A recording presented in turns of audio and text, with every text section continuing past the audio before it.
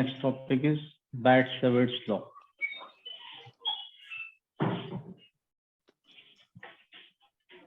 ये दो साइंटिस्ट हैं जिनके नाम पर ये लॉ फ्रेम किया गया है. The law is Bart-Savart's law. Hans Christian Oersted ने तो ये बता ही दिया था कि any current carrying conductor produces magnetic field. ठीक है. अब क्वेश्चन ये था कि मैग्नेटिक फील्ड ये होता कितना है. किसी भी करंट कैरिंग कंडक्टर से कितनी दूर पे अगर हम कुछ मैग्नेटिक फील्ड को ऑब्जर्व करें तो वो मैग्नेटिक फील्ड होगा कितना, उसको कंप्यूट कैसे करें, उसको उसका हिसाब किताब कैसे लगाया जाए. ठीक है. तो इन्होंने क्या पाया कि किसी भी करंट कैरिंग कंडक्टर से कुछ दूरी पर जब मैग्नेटिक फील्ड को ऑब्जर्व करते हैं तो वो मैग्नेटिक फील्ड जो करंट है उस करंट के प्रोपोर्शनल होता है. मतलब अगर करंट ज्यादा होगा तो मैग्नेटिक फील्ड भी ज्यादा होगा, करंट कम हो जाएगा तो मैग्नेटिक फील्ड भी कम हो जाएगा. ठीक है. फिर उन्होंने पाया कि करंट कैरिंग कंडक्टर की अगर लेंथ बढ़ा दें करंट कैरिंग कंडक्टर की अगर लेंथ बढ़ा दें तो वहां पे मैग्नेटिक फील्ड की स्ट्रेंथ इंप्रूव हो जाती है, बेटर हो जाती है. ठीक है. फिर उन्होंने एक चीज और स्ट्रेंज पाई कि जो एंगल डिपेंडेंसी है, मतलब ये अगर करंट कैरिंग कंडक्टर है और इसकी वजह से यहाँ पे देख रहे हैं मैग्नेटिक फील्ड या ऐसे अलग अलग जगह पे देख रहे हैं तो एक एंगल डिपेंडेंसी भी उनको मिली. इसकी सीध में जाने पे मैग्नेटिक फील्ड 0 हो गया था और यहाँ पे परपेंडिकुलर जब इसको देखा तो उन्होंने पाया कि मैक्सिमम मैग्नेटिक फील्ड उनको मिला, मतलब एंगल डिपेंडेंसी भी मिली. फिर डिस्टेंस के हिसाब से भी देखा तो व्हाट डिड दे फाइंड कि एक इनवर्स स्क्वायर लॉ फॉलो करता है, ये भी इनवर्स स्क्वायर लॉ फॉलो करता है. ठीक है. तो किसी करंट कैरिंग एलिमेंट, अगर हम कोई करंट कैरिंग एलिमेंट ले लेंगे, मान लीजिए छोटा सा एलिमेंट ये ले लिया हमने, आई करंट है इसमें और डीएल इसकी लेंथ है. ठीक है. ये कोई करंट कैरिंग एलिमेंट है और ये यहाँ से यहाँ तक इतना छोटा हमने सेगमेंट इसका हमने लिया, कंसिडर किया और इसकी वजह से एक पॉइंट पर हम मैग्नेटिक फील्ड देखना चाह रहे हैं, थोड़ा सा मैग्नेटिक फील्ड इसकी वजह से कितना होगा. So this magnetic field was found to be proportional to ideal current और इनटू दिस डीएल. ठीक है. Yes, sir. This was inversely proportional to square of distance. अगर ये r distance है यहाँ से यहाँ तक तो this was found inversely proportional to the Square of distance. square of distance. Okay.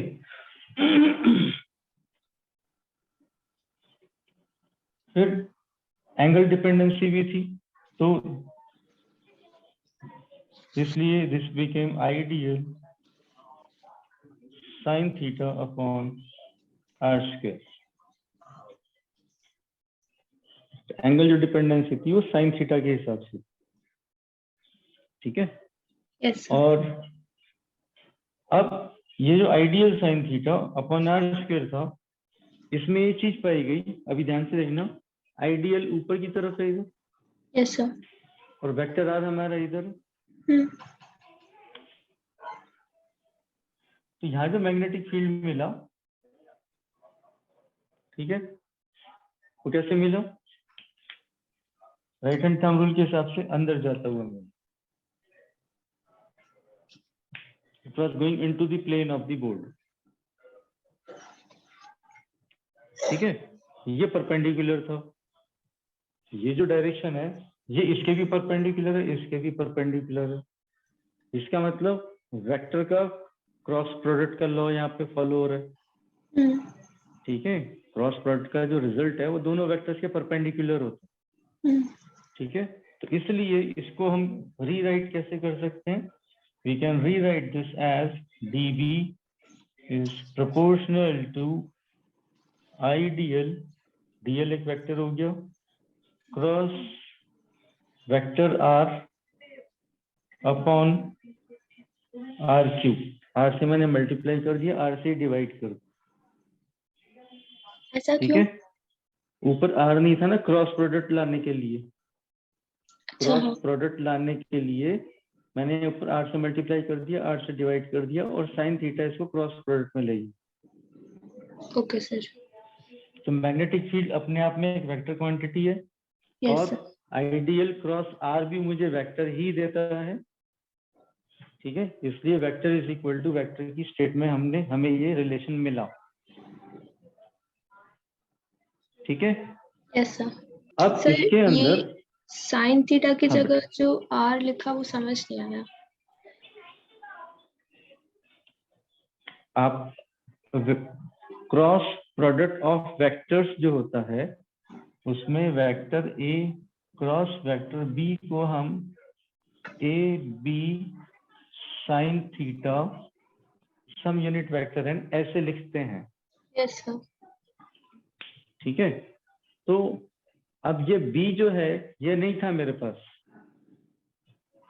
ठीक है, तो बी की जगह मैं क्या लेकर आया, आर लेकर आया। मैंने आर से मल्टीप्लाई किया, आप इसको ऐसे समझें, मैंने dv is proportional to ideal r sin theta upon R Q.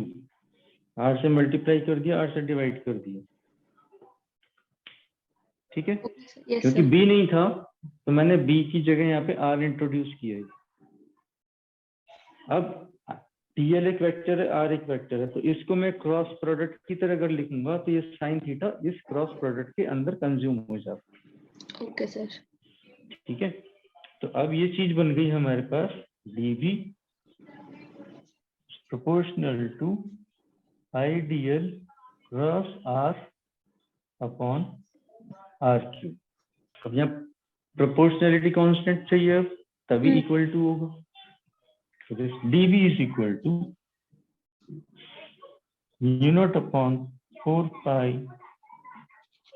ideal cross r upon r cube. Now this is the complete law known as Biot-Savart's law. ठीक है, तो ये हो गया Biot-Savart's law। ठीक है, सिंपल क्वेश्चन आता है व्हाट इज Biot-Savart's law। ठीक है, तो उसके अंदर आपको ये चीज एक्सप्लेन करनी है कि the magnetic field due to a current carrying element is found to be proportional to ideal, ठीक है, I current DL length of element inversely proportional to the square of distance. R yes. ठीक है, हाँ, it was also found that it has an angle dependence according to the angle sin theta, where theta is the angle between dl and r. So theta is the angle between dl and r. DL and R. हाँ, therefore this becomes ideal sin theta upon r square. ठीक है, now dv is a vector quantity, ideal is also a vector quantity, so I must express this as vector is equal to vector. So I have multiplied by r divided by r, so this becomes ideal r sin theta upon r cube. And this can be expressed in the terms of vectors as dv is proportional to ideal cross r upon r cube. ठीक है, और proportionality constant हमने डाला है यहाँ पे mu naught upon 4 pi into ideal cross r upon r. This formula as such is called Biot-Savart's law. This can also be written as in terms of unit vector r. ये जो vector हमने r लिया है इसको unit vector r की तरह भी लिखा जाता है। ठीक है, अब यूनिट वेक्टर r का मैग्नीट्यूड क्या होता है, 1। Yes sir. यूनिट वेक्टर का मैग्नीट्यूड होता है 1। ठीक है, तो उस केस में फिर r से मल्टीप्लाई r से डिवाइड करने की जरूरत नहीं है, हम ऊपर यूनिट वेक्टर r लिख सकते हैं क्योंकि उसका मैग्नीट्यूड 1 होता है। So therefore this law is also written as dv is equal to mu naught upon 4 pi ideal cross unit vector r upon r square. ये यूनिट वेक्टर r तो नीचे r R स्क्वायर। square. ठीक है, तो आपको Yes. ये मिले, confuse नहीं होना है। नीचे r क्यूब दिख रहा है तो ऊपर ध्यान से देखना, ऊपर r लिखा होगा, और नीचे r स्क्वायर ही है तो यहाँ पे यूनिट वेक्टर r होगा। Okay, sir. ठीक है, Hmm. Now proportionality constant mu naught upon 4 pi. ठीक है, ये क्या चीज, proportionality constant mu naught upon 4 pi. ठीक है, this is according to the free space. ये जो मीडियम है जिसके अंदर ये चीजें ऑब्जर्व की जा रही हैं, ये फ्री स्पेस है। Hmm. तो फ्री स्पेस की जो परमिएबिलिटी है वो म्यू नॉट कहलाती है।